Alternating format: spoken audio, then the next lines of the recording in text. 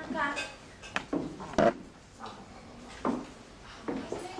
En la sesión de ayer revisamos todas las opciones de límites o el abanico de límites que puede seleccionar el laboratorio clínico para definir sus requisitos metrológicos.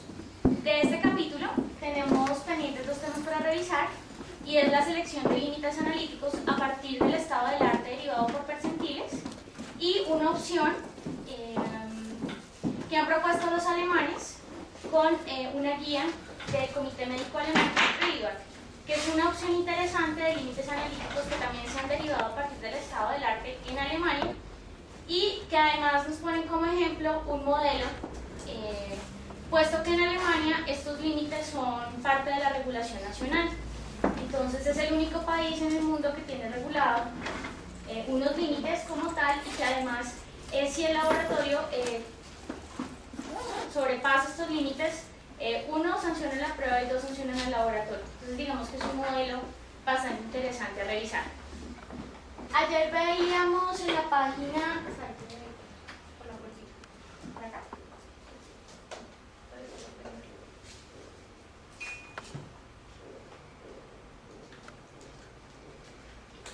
Déjalo 5 segundos. Ah, ¿por acá? Sí.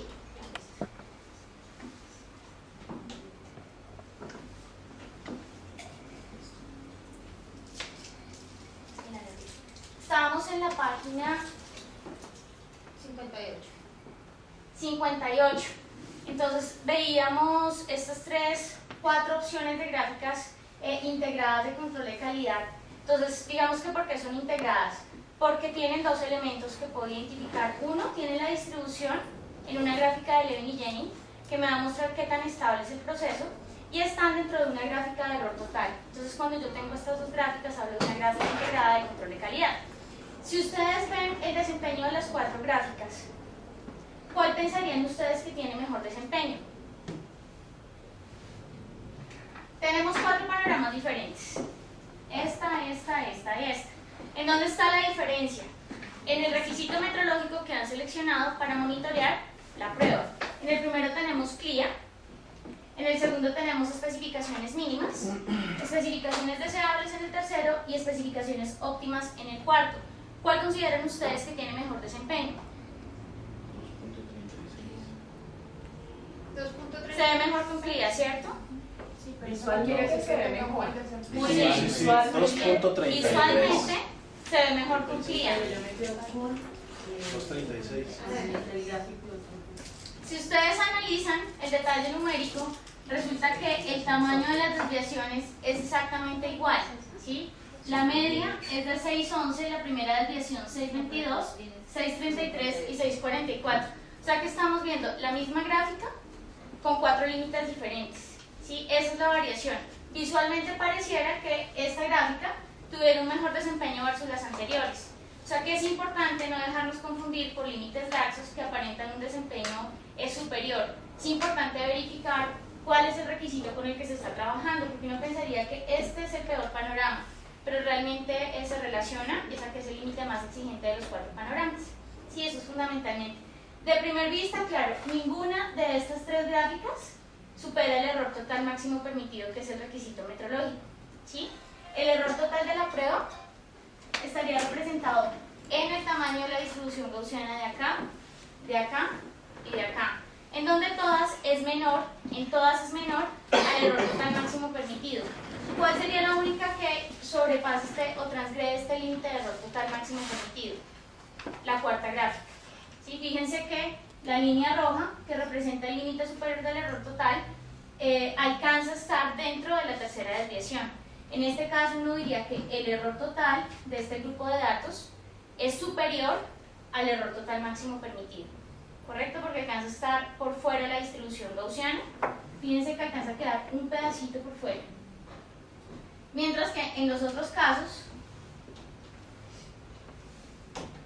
el error total del laboratorio, en este, tiene un porcentaje de ahorro, ¿sí? Un espacio en blanco antes de llegar a este límite superior. Entonces en este caso el error total de estos datos, estos y estos, es inferior al error total máximo permitido.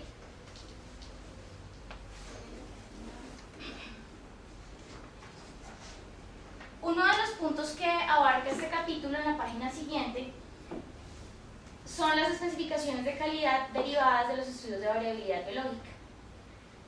Las vamos a mencionar, sin embargo en el siguiente capítulo que vamos a revisar vamos a ahondar en todas las aplicaciones que podemos obtener a partir de los datos que nos ha brindado variabilidad biológica.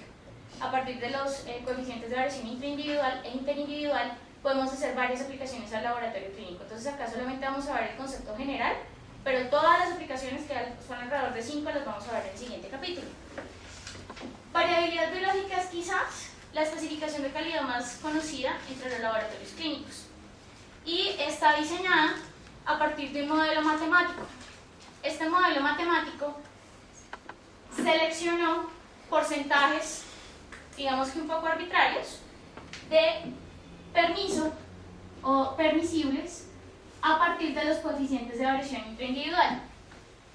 Entonces se realizaron unos estudios en donde veían cómo fluctuaban los analitos alrededor del punto homeostático dentro de un mismo individuo y entre un grupo de individuos, y con toda esta información aplicaron estas fórmulas y construyeron las bases de datos que hoy tenemos todos, a las que hoy todos tenemos acceso. Entonces, el coeficiente de variación interindividual es cómo fluctúa el mismo analito dentro de un mismo individuo alrededor del punto homeostático. De esto dijeron, bueno, tenemos 3 panoramas, podemos hacer 3 especificaciones de calidad. Trabajar con especificaciones mínimas, con deseables o con óptimas. Cuando yo me voy a permitir el 75% de este coeficiente de variación intraindividual, es decir, que uno pensaría...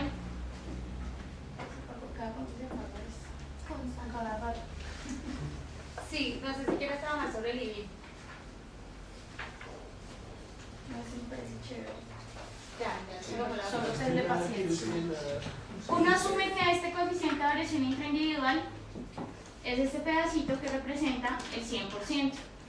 Cuando yo escojo la especificación de calidad mínimas, yo digo que voy a trabajar con el 75%, entonces yo me imagino acá 4 secciones, cada una equivale al 25%, y cuando yo decido trabajar con mínimas, yo voy a trabajar con el 75% de lo que representa el CBI, es decir, me va a permitir hasta el 75% del valor que sea. Entonces el CBI es un porcentaje, el 75% de 5 o el 75% de 10 o de lo que haya dado el estudio.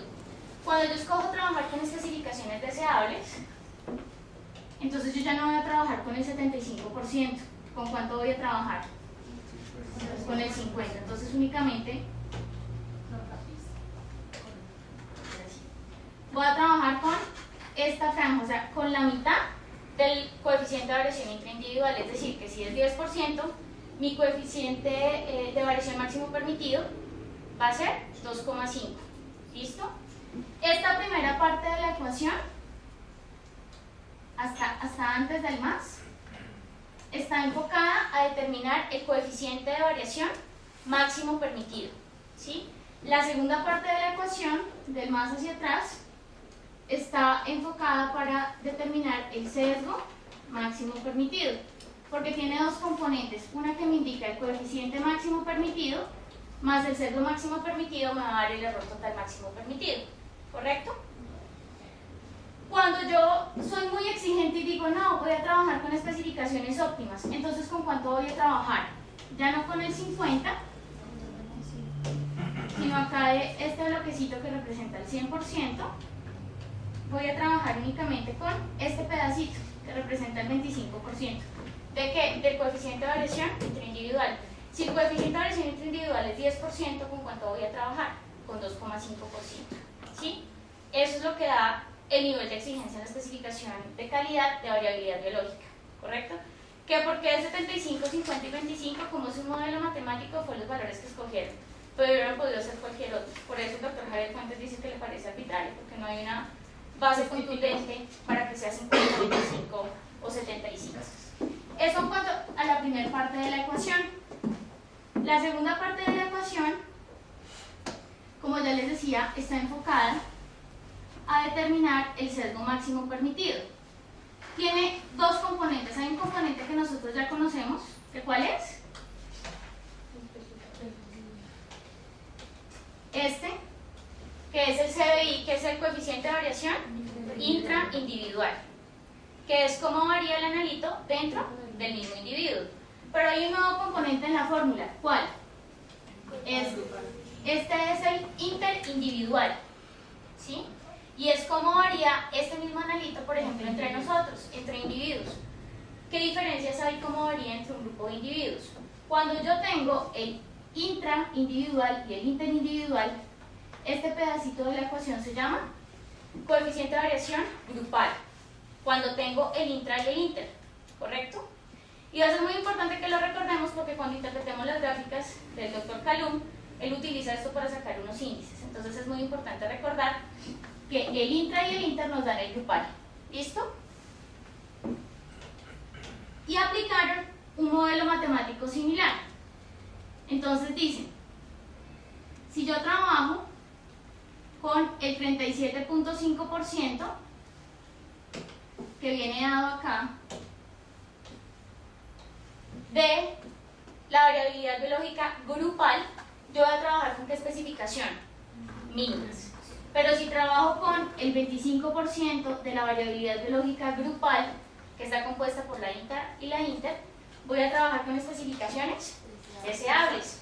Y si trabajo solamente con el 12,5% de la variabilidad biológica grupal, voy a trabajar con especificaciones óptimas. Entonces fíjense la relación, 75 y 37,5, 50 y 25, 25 y 12,5.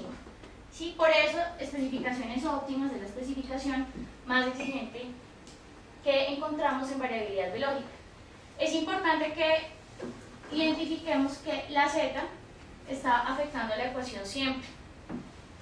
Entonces a veces se da que cuando se elige la constante Z con la que tiene que trabajar el laboratorio, no utilizamos la misma constante para hacer todos los cálculos, ¿sí? Si ustedes escogen 2,33, entonces tienen que buscar la tabla que tenga los cálculos con la Z de 2,33. ¿Qué es invariable? Invariable por las publicaciones que hay. Los CBI y los CBG hacen parte de la base de datos de Carmen Ricós, de Westgard y de las que hay en algunos de los software de control de calidad, ¿sí? Porque eso sale de estudios y publicaciones. ¿Dónde están? En artículos. Entonces los artículos referencian. ¿En dónde está la habilidad? Que son poblaciones solamente normales, y nosotros también aplicamos esto en población patológica, que fueron N muy pequeños, de 20 personas, ¿sí? Que le faltó rigor estadístico y que fueron en otro momento con otra tecnología. Entonces de ahí salen los CBI y los CBG. Eso es invariable porque hace parte de lo que ya está documentado en la literatura, pero sí que puede cambiar la constante Z con la que trabaja el laboratorio. Es importante, si escogen 1,65, el error total máximo permitido es con 1,65 y cuando hagan sus cálculos los hacen con 1,65. Si escogen trabajar con 1,96, igual. Todo esto lo van a multiplicar por 1,96. Y si escogen 2,33, de igual manera reemplazan la Z por la constante que han elegido. Y cuando hagan su cálculo, ustedes van a utilizar la misma Z para que haya una correspondencia en el nivel de cobertura de los datos que quieren manejar. ¿Listo? Este es el modelo de variabilidad biológica. En cuanto a las fórmulas y cuál es el origen de las fórmulas. Pero igual hay un capítulo dedicado porque esto tiene mucho para discutir y muchas aplicaciones para revisar. Parte de lo que les queremos mostrar en este capítulo de límites es una alternativa interesante que ustedes pueden escoger en sus laboratorios cuando nos enfrentamos a analitos que no tienen estudios de variabilidad biológica, ¿correcto? No todos los analitos tienen estudios de variabilidad biológica. Por ejemplo, las pruebas infecciosas no tienen variabilidad biológica. La beta-HCG no tiene variabilidad biológica. No me acuerdo si era la progesterona, me parece que tampoco tiene variabilidad biológica. Cuando tenemos ese tipo de pruebas que no tienen requisitos por variabilidad biológica, que es el que más conocemos, entonces muchas veces será que la dejamos sin un límite porque pues no tenemos a la mano otra opción. Esta es una opción muy interesante, derivada del estado del arte de los percentiles, y hace parte de una propuesta del doctor Javier Fuentes, donde él nos indica cómo los laboratorios pueden compararse con los mejores y pueden saber cómo están posicionados dentro de su grupo de homólogos. Con el pasar de los años, las comparaciones interlaboratorios se han vuelto más frecuentes en los laboratorios clínicos. Esto tiene dos bondades. Una es que nos da una aproximación a saber cómo estamos frente a un grupo consenso en términos de imprecisión e inexactitud. Sin embargo, hay unos límites de hasta 2 veces el coeficiente que tiene el grupo o hasta 2 índices de desviación estándar de lo que tiene el grupo. pero con eso no nos dábamos una idea de si estábamos dentro de los mejores o dentro de los peores desempeños del grupo par. Con los percentiles podemos saber en qué percentil está ubicado nuestro laboratorio. Entonces, los percentiles es dividir la población en 99 partes iguales, y así vamos a poder saber en cuál percentil está el desempeño de nuestro laboratorio. Entonces, ustedes pueden identificar su coeficiente de variación, qué ubicación tiene en el estado del arte, pero por percentiles. Entonces, el percentil más pequeño, que en este caso sería 10, sería el mejor desempeño, porque tiene la imprecisión más pequeña. Y el percentil 90 sería el percentil más alto, porque tiene la imprecisión más alta. ¿Dónde quisiéramos estar? En el percentil 10. Esto mismo se puede hacer con el sesgo. El sesgo del percentil 10 es el más pequeño y el sesgo del percentil 90 es el más grande. ¿Dónde vamos a querer estar? En el percentil 10. Entonces acá vamos a hacer como una revisión de qué es un percentil. Nos dicen que es una medida de localización que va a dividir la población en 99 partes. Y esto, bueno, acá nos hacen un recorderis que si dividimos la población en 4 partes son cuartiles, en 10 partes deciles, o en 100 partes pues percentiles. Y acá, bueno, que nos puede ayudar para mirar cómo están los procesos de control de calidad en el laboratorio. Acá nos muestran cómo se organizan los percentiles. Entonces, el percentil 10 es el más pequeño, ¿cierto? Y el percentil 10 es más grande. Por ejemplo, esto aplica si nos pusiéramos todos en una fila y nos organizáramos de el más pequeño en estatura al más alto en estatura. El percentil 10 va a ser el que tiene menor estatura y el percentil 90 va a ser el más alto de este grupo de personas. Aplica igual, el coeficiente de variación más pequeño va a ser el percentil 10, el coeficiente de variación más elevado va a ser el percentil 90. El sesgo más pequeño va a ser el percentil 10, el sesgo más elevado va a ser el percentil 90. ¿Sí? Esa es la aplicación que tendría dentro del laboratorio. Acá nos muestran cuál es la representación de los percentiles en una distribución normal y qué tan alejado está, que en una distribución normal, donde acá está la media, el percentil 25 y el percentil 75 están equidistantes del percentil 50, que sería la media. ¿Correcto? Esa es como la representación. Y acá el percentil 97.5 y el percentil 2.5 estarían también a la misma distancia del percentil 50, cuando es una distribución normal. Y acá, como cuando la distribución no es normal, se pierde la relación entre el percentil 50 versus el 25 y el 75, porque ya no es una distribución que es homogénea, sino ya es una distribución que no es normal. Acá, en la página 62, les hemos compartido un reporte de comparación interlaboratorios, una de las secciones que se llama reporte de perfil estadístico. Este reporte nos permite saber en qué posición está el laboratorio cuando se compara con su grupo de homólogos y se ha hecho la separación en percentiles. Entonces, por ejemplo, acá nos muestran la información del trimestre y del año, que nos indican mediana, media desviación, coeficiente, el sesgo del laboratorio, cuántos laboratorios participan y cuántos datos de control han evaluado. ¿Qué información nos suministran? La información del laboratorio, que en este caso la de nuestro laboratorio, la del grupo par y la del método, y finalmente la de todos los laboratorios. Entonces, mi laboratorio hace glucosa hexoquinasa, mi grupo par son todos los equipos Architect que hacen glucosa por hexoquinasa, mi método son todos los sistemas que hacen hexoquinasa y todos los laboratorios son todos los que reportan glucosa. ¿Listo? Nos dan tanto la estadística del trimestre como la del año. Entonces uno viene y revisa. La media del laboratorio del trimestre fue 85.70 y la del grupo par 86.48. La desviación del laboratorio frente a la del consenso y nos dan el coeficiente de variación. El coeficiente de variación del laboratorio es 2.03 y el del grupo consenso es 2.95. Y nos dan un dato de sesgo comparando esta media del laboratorio con la media del grupo par. ¿Cuánto nos dicen que es el sesgo? 0.90. ¿Con cuántos laboratorios nos están comparando? Con 14. ¿De cuántos puntos estadísticos han aportado? 874. Entonces, con esta información es importante que tengamos en cuenta que nos dijeron que el coeficiente de variación del laboratorio es de 2.03 y el sesgo es de 0,90. Con esta información vamos a ir a esta parte del reporte.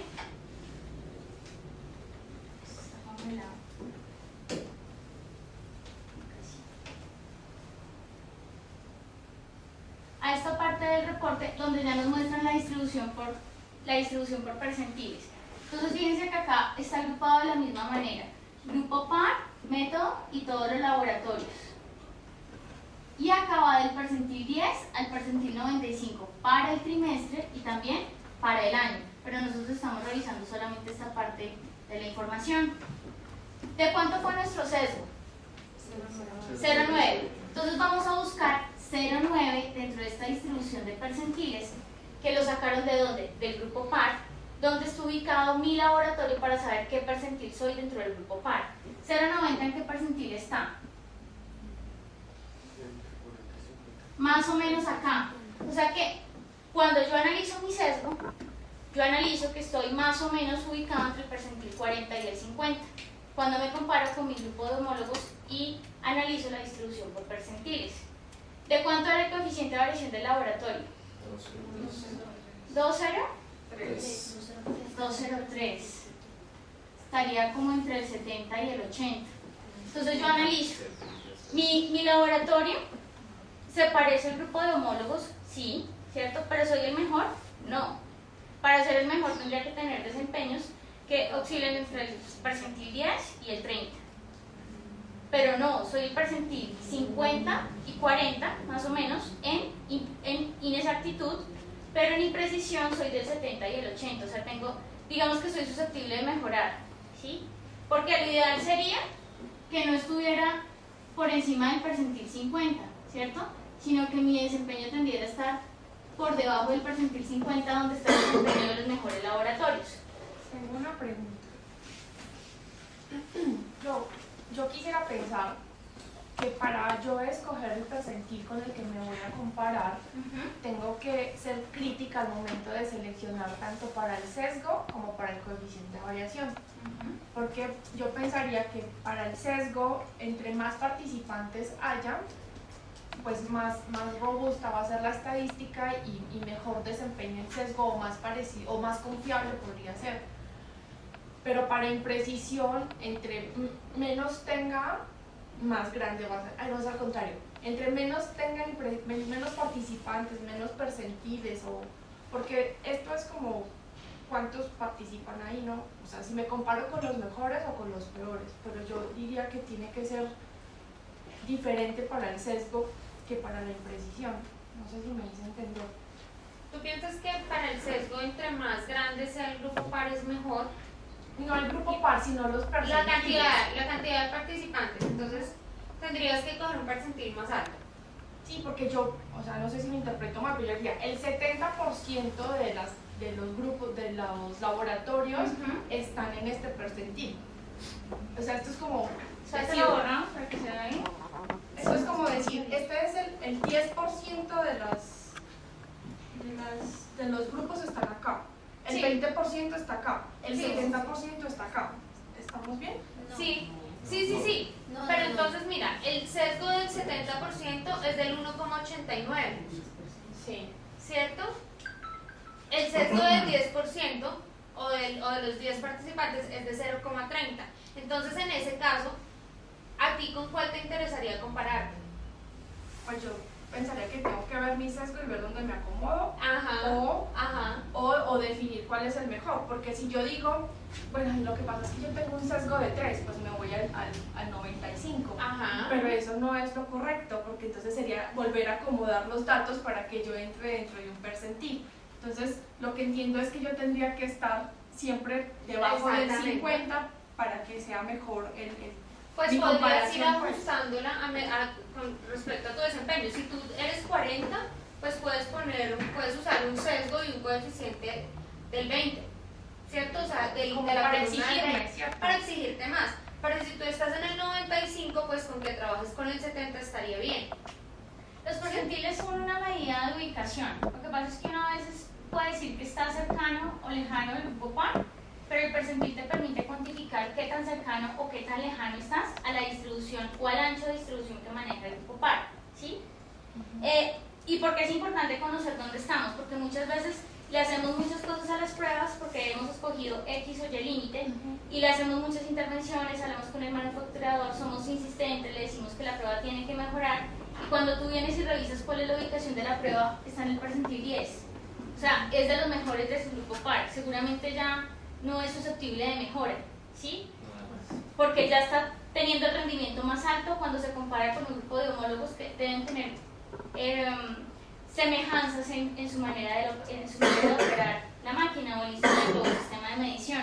Pero si tú reconoces que tienes problemas con la prueba, has visto dificultades en el manejo de la operación diario y aparte vienes acá y haces parte del percentil 95, digamos que te pareces al consenso, pero no eres de los mejores, eres de los que más le aporta sesgo y de los que más le aporta imprecisión al consenso. Okay. Cuando uno selecciona el percentil, digamos, digo, bueno, ¿sabes qué? Si yo soy muy mala, no me puedo comparar con los del 95, yo tengo que mejorar y aunque el percentil, aunque la comparación me salga mal, pero es una manera de obligarme. Si yo escojo el 30, pero resulta que el grupo de comparación son 3 o 2, te va a salir los percentiles cuando el grupo es muy pequeño, salen por ejemplo 0,3, luego 0,5, ¿sí? Varios percentiles tienen el mismo valor cuando el grupo es muy pequeño. Pero sí hay que tener en cuenta es muy importante, de lo que dicen es muy importante tener en cuenta el N, ¿no? Porque si el N es robusto, por supuesto que me va a aportar mayor información, pero si estoy con un N de pocos laboratorios y además de pocas mediciones, puedo mirar como alguna referencia, pero no es contundente la información porque son grupos muy pequeños.